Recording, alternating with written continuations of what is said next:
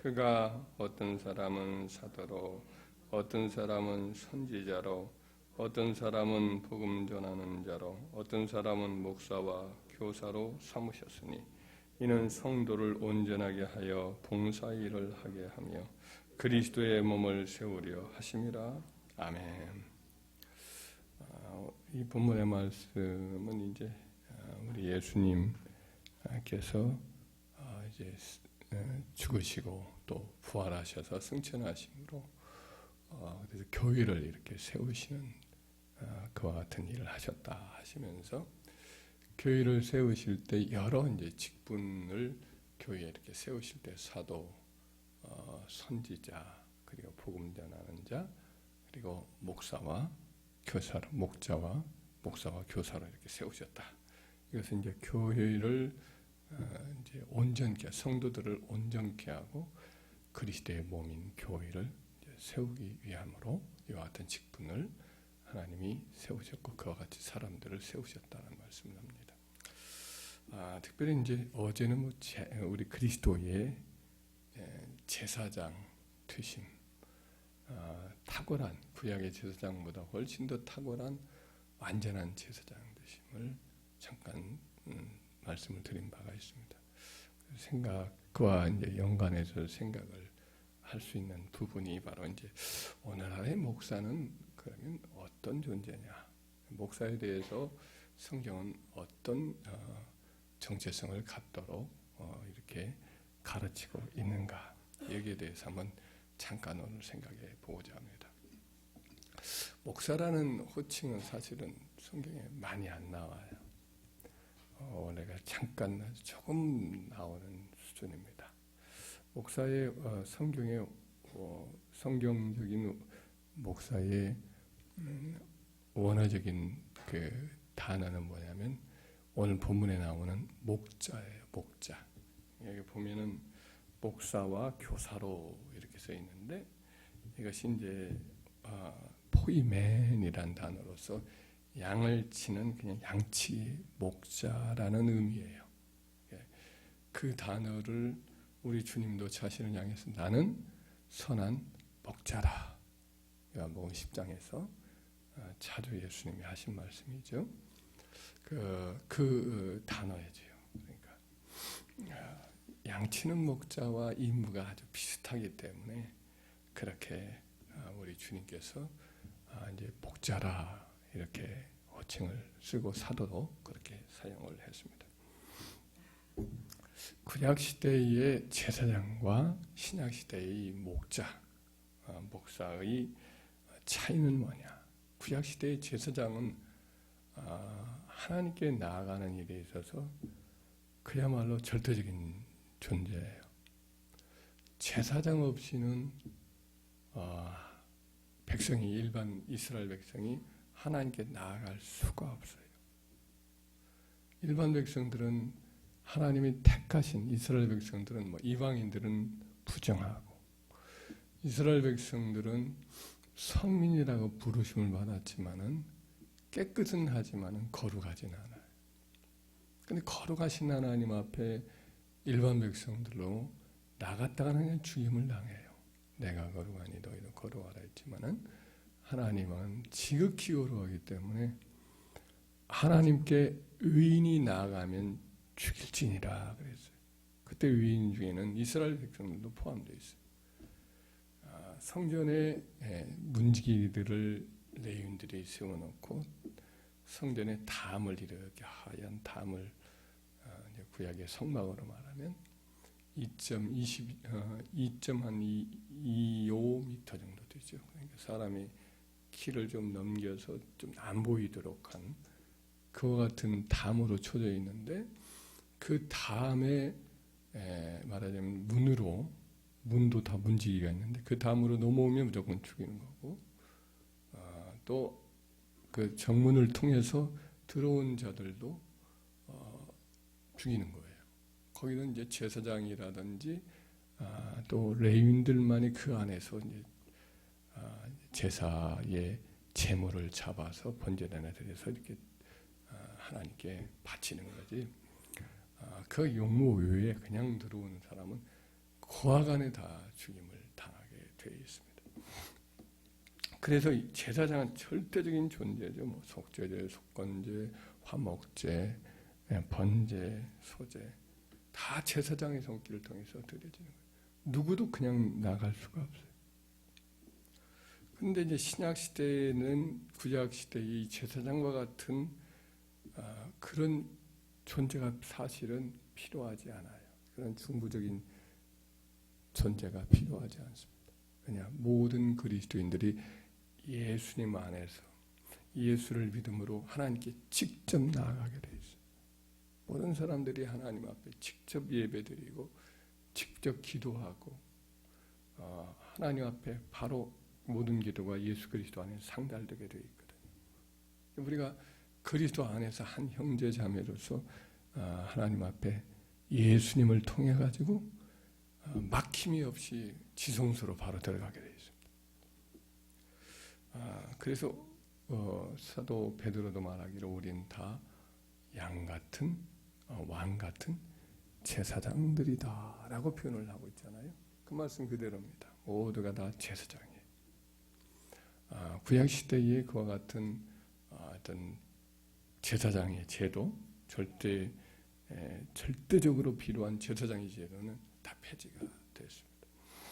그러면 목사가 필요 없다는 말인가?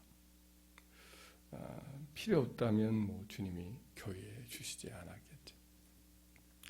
교회의 유익을 위해서, 성도를 세우기 위해서 지금 우리 사도가 여기서 한 말대로 여기서 사도, 선지자, 복음 전하는 자, 그 다음에 목사와 교사를 주셨다라고 말씀을 하고 있으니 교회의 유익과 성도들의 유익을 위해서 분명히 목사를 주어진 제도인 것은 분명합니다.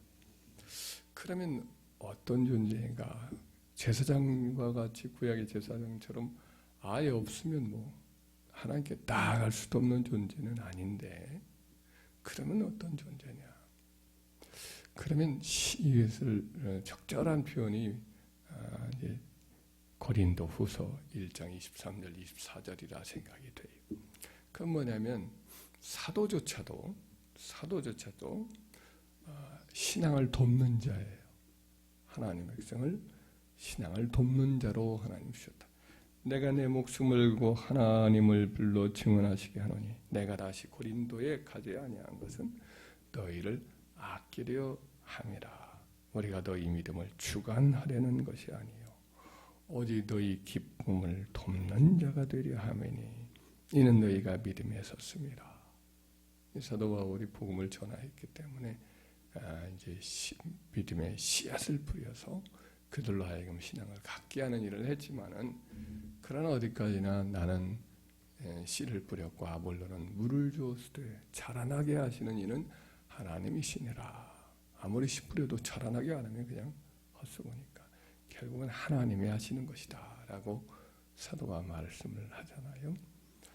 우리는 다만 하나님 앞에 그냥 일꾼일 뿐이지 하나님이 모든 사람들의 영혼을 살리는 주인이시다. 이런 취지로 말씀을 하시면서 사도도 역시 하나의 도구에 불과하는 거죠. 하나님께 나아가는 것과 신앙을 갖는 모든 일에 있어서 사도조차도 하나의 도구요. 주의 종도 마찬가지로 도구에 불과한 거예요. 믿음을 돕는 자입니다.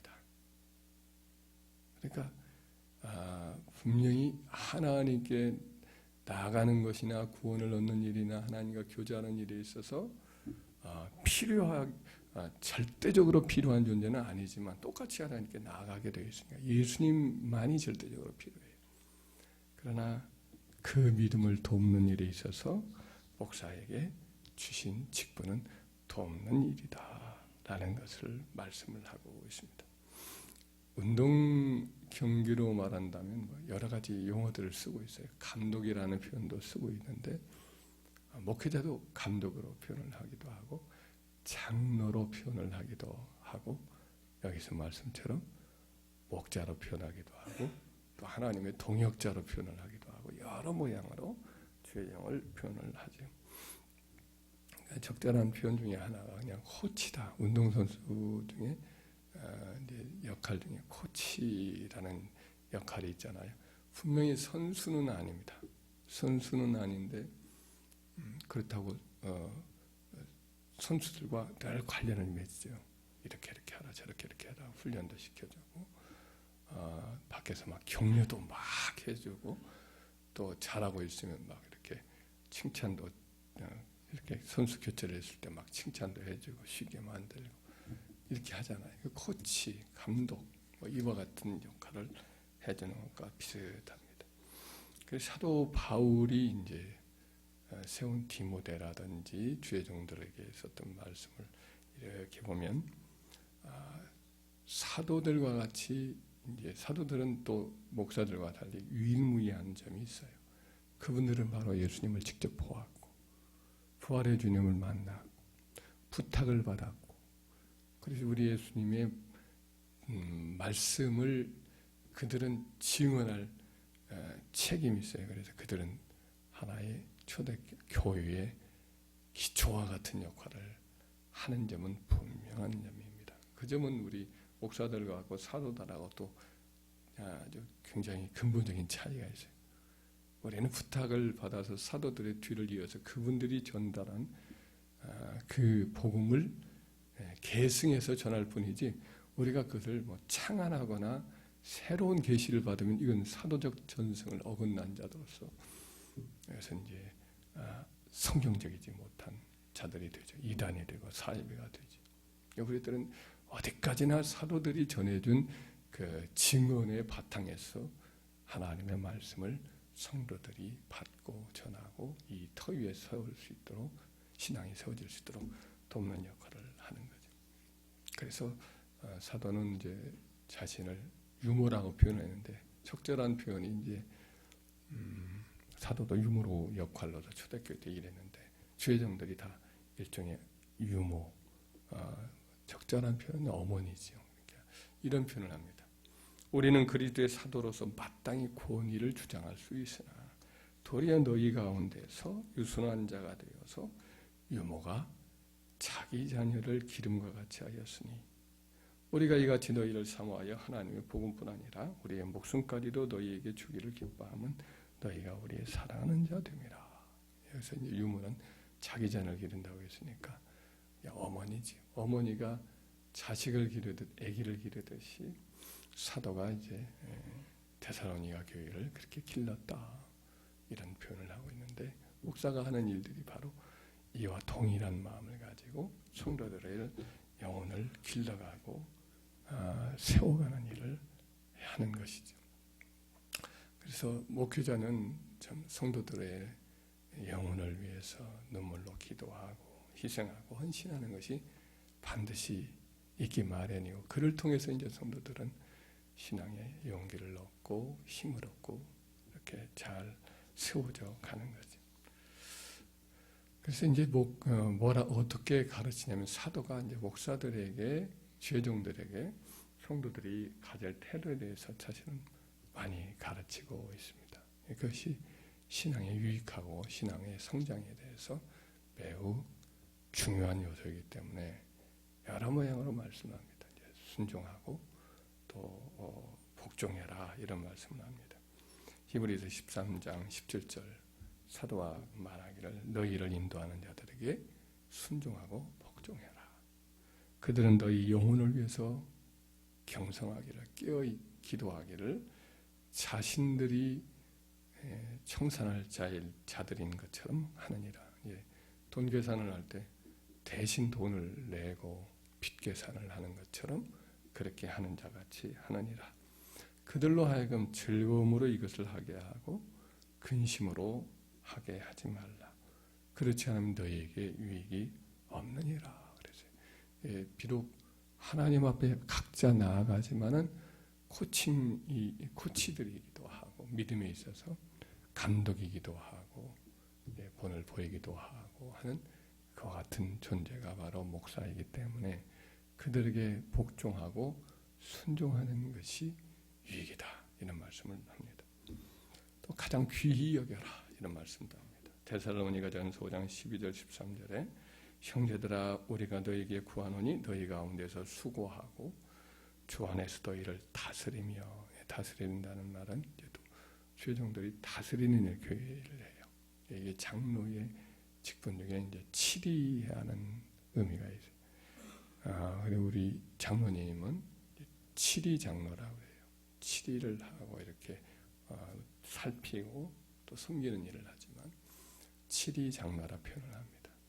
그리고 이제 목회자는 뭐냐, 치리도 겸하지만은 그러나 권하는 자들이 하나님의 말씀을 가르치는 자예요. 그래서 주 안에서 이를 다스리며 또 권하는 자들을 너희가 알고 알아주고 그들의 역사로 말미암아 사랑 안에서 가장 귀히 여겨라, 이렇게 말씀합니다. 뭐 세상에 많은 분들 다 있지요. 귀히 여겨야 되지. 세상에 대한 권위가 많이 지금 옛날같이 선생님들 존중을 하지 않고 대통령도 막 함부로 말하고 그런 시대 속에 살고 있어요. 권위가 무시하는 시대에 살고 있는데 하나님의 종에 대한 권위 역시 그렇게 옛날같이 존중이 여기지 않는 그런 시대를 우리가 살고 있습니다만은, 그래서는 우리 자신의 영혼에 유익이 없다라는 것을 우리가 기억을 해야 되겠습니다. 가장 알아주고 귀히 가장 귀히 여겨라. 이것이 우리 영혼을 위해서 좋다라는 말씀을 합니다. 갈라디아서 6장 6절에서도 가르침을 받는 자는 말씀을 가르치는 자와 모든 좋은 것을 함께하라. 너희가 신령한 것을 얻었으니 육적인 것으로 너희가 갚는 것은 당연하다. 이렇게 말씀을 하는 그런 논리를 가르쳐 주고 있습니다. 그러니까 무엇보다도 주의 종을 위해서 해줘야 될 일들, 목사를 위해서 해줘야 될 일은 기도해 주는 일을 하라라고 말씀을 합니다. 골로새서 4장 3절 4절에 또한 우리를 위하여 기도하되, 사도들도 목사로서 이제 하나님 말씀을 전하고 하는데, 우리를 위해서 기도하되 하나님이 전도할 문을, 말씀의 문입니다. 원문에 보면 말씀의 문을 우리에게 열어주사 그리스도의 비밀을 말하게 하시기를 구하라. 내가 이 일 때문에 매임을 당하였노라. 그리하면 내가 마땅히 할 말로써 이 비밀을, 그리스도의 비밀, 복음의 진리를, 이 비밀을 나타내리라. 그러니까 주의 종을 위해서 여러분들이 기도를 많이 하시면 그때그때 필요한 가르칠 말씀들을 주시고 이것을 또 깨닫게 되고, 그래서 증가하는 일들이 이루어질 것이다 라는 것을 사도가 말씀을 하고 있습니다. 그래서 목사는 절대적으로 필요한 것은 아니에요. 그러나 교회를 위해서 유익하기 위해서 양들에게 목자를 이렇게 주시는 거죠. 양들은 다들 이제는 큰 목자장이신 우리 주님께 속해 있기는, 다 모든 양들이 목자장이신 주님께 속해 있어요. 그러나 목자장이신 주님이 이제 편리를 위해서, 그의 사역을 위해서, 필요에 의해서 이제 목자들을, 그 가운데 중간 목자들을 불러서 자신의 양들을 치도록 이렇게 세워 주셨습니다.